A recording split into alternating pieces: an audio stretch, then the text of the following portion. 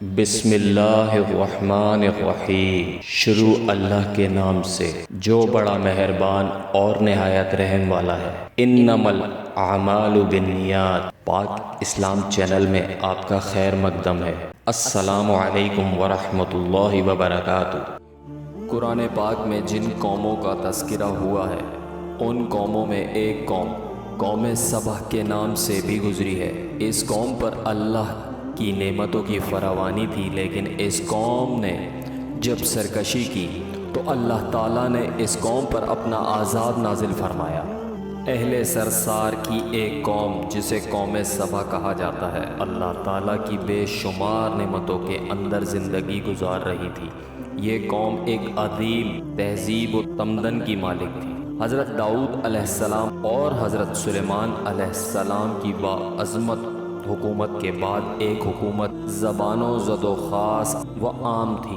کہا جاتا ہے کہ یہ لوگ گندم کے مغز سے آٹا پیس کر روٹیاں پکاتے تھے، لیکن اس کے برعکس وہ اس قدر اسراف کرنے والے اور ناشکرے تھے کہ انہوں نے انہی روٹیوں کے ساتھ بچوں کی گندگی صاف کرنے لگے تھے۔ بعد ازاں ان آلودہ روٹیوں کو اکٹھا کرنے سے ایک پہاڑ بن گیا تھا۔ پھر ایک صالح شخص وہاں سے گزرتے ہوئے ایک عورت کو دیکھا جو روٹی کے ساتھ بچے کی گندگی کے مقام کو صاف کر رہی تھی۔ اس شخص نے عورت سے کہا، تیرے اوپر افسوس، خدا سے ڈر، کہیں ایسا نہ ہو خدا تیرے اوپر اپنا غضب ڈھائے اور تجھ سے اپنی نعمتیں چھین لے۔ اس عورت نے جواب میں مذاق اڑایا اور مغرورانہ انداز میں کہا، جاؤ جاؤ، گویا کہ مجھے بھوک سے ڈرا رہے ہو۔ جب تک سرسار جاری ہے مجھے بھوک سے کسی قسم کا کوئی خوف نہیں ہے۔ کوئی زیادہ عرصہ نہیں گزرا تھا کہ اللہ تعالیٰ نے ان لوگوں پر اپنا غضب ڈھایا۔ پانی جو کہ زندگی کی بنیاد ہے ان لوگوں سے چھین لیا، یہاں تک کہ قحط نازل ہوا۔ بات یہاں تک پہنچ گئی کہ ان کی ذخیرہ کی ہوئی تمام غذا ختم ہو گئی۔ آخر کار وہ مجبور ہو گئے کہ انہیں آلودہ روٹیوں پر ٹوٹ پڑے جو ان لوگوں نے اکٹھی کر کے پہاڑ کے مانند ڈھیر لگایا ہوا تھا، بلکہ وہاں سے روٹیاں لینے کے لیے صف لگتی تاکہ ہر کوئی وہاں سے اپنے حصے کی روٹی لے سکے۔ کفران نعمت، قحط اور ان کی بدحالی کے بارے میں متعدد روایات موجود ہیں۔ سورہ نحل کی آیت نمبر 112 اور 113 میں یوں ارشاد ہوتا ہے، اور اللہ نے اس بستی کی بھی مثال بیان کی ہے جو محفوظ اور مطمئن تھی۔ اس کا رزق ہر طرف سے باقاعدہ آ رہا تھا، لیکن اس بستی کے رہنے والوں نے اللہ کی نعمتوں کا انکار کیا تو اللہ نے انہیں بھوک اور پیاس کا مزہ چکھایا، صرف ان کے ان اعمال کی بنا پر کہ جو وہ انجام دے رہے تھے۔ اور یقیناً ان کے پاس رسول آئے تو ان لوگوں نے ان کو جھٹلایا تو ان تک عذاب آ پہنچا۔ یہ سب ظلم کرنے والے تھے۔ اسی قوم سبا کے بارے میں ایک اور واقعہ بیان ہوتا ہے کہ ان لوگوں نے اپنی زراعت کو بہتر طور پر کاشت کرنے کے لیے پانی ذخیرہ کرنے کے خاطر بلک کے دو پہاڑوں کے درمیان ایک بہت بڑا بند معرب تعمیر کیا ہوا تھا۔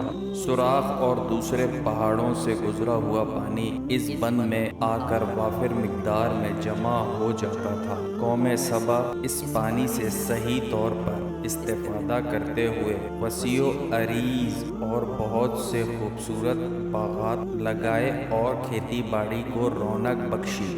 ان باغات کے درختوں کی شاخیں اس قدر پھلوں سے لدی ہوئی ہوتی تھیں کہ کہتے ہیں کہ اگر کوئی شخص سر پر ٹوکری رکھ کر ان کے نیچے سے گزرتا تو پھل خود بخود ٹوکری میں گرنا شروع ہو جاتے اور قلیل مدت میں ٹوکری تازہ پھلوں سے بھر جاتی۔ لیکن نعمتوں کی کثرت نے انہیں شکر کرنے کے بجائے سرمست اور غافل کر دیا تھا، یہاں تک کہ ان لوگوں کے درمیان بہت بڑا طبقاتی نظام وجود میں آ چکا تھا۔ ان میں سے صاحب اقتدار لوگوں نے کمزوروں اور ضعیفوں کا خون چوسنا شروع کر رکھا تھا، یہاں تک کہ ان لوگوں نے خدا سے ایک احمقانہ التماس کیا جس کا ذکر سورہ سبا کی آیت نمبر 19 میں ملتا ہے۔ انہوں نے کہا، خدا یا ہمارے سفروں کے درمیان فاصلہ زیادہ کر دے انہوں نے اللہ تعالیٰ سے یہ التماس اس لیے کیا تاکہ غریبوں،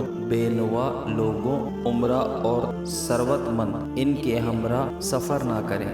ان کی خواہش یہ تھی کہ آبادیوں کے درمیان خشکی ہو اور فاصلہ بہت زیادہ ہو تاکہ یہی دست اور کم آمدنی والے لوگ ان کی طرح سفر نہ کر سکیں۔ اللہ تعالیٰ نے ان مغرور پیٹ کے پجاریوں پر اپنا غضب نازل کیا۔